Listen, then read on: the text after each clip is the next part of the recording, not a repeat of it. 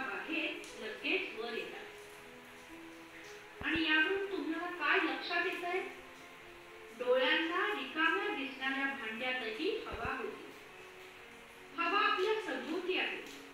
रिकाम्या वाटणाऱ्या जागांमध्येही हवा आहे.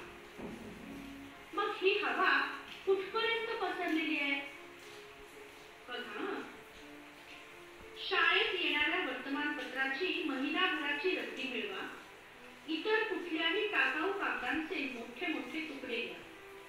वर्तमानपत्र घेतली असल्यास त्यांची पाने वेगवेगळी करून घ्या. प्रत्येक पानाचे 4 सारखे भाग करा. हे कागद फरशीवर एक एक करून एकावर एक ठेवा.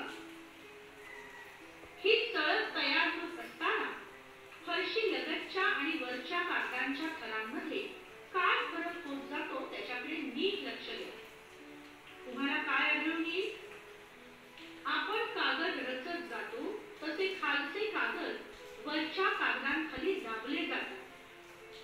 खालच्या कागदांचे एकमेकांपासूनचे अंतर कमी होत जाते, तर वरचे कागद त्या मानाने मोकळे ठेवलेले दिसतात. याचा अर्थ काय? एखादा कागद जितका फरशीच्या जवळ तितकेच त्याच्यावर ठेवलेल्या कागदांची संख्या अधिक, म्हणजे खालचे थर अधिक भार पेलतात. त्या मानाने वरच्या कागदांवर कमी भार असतो.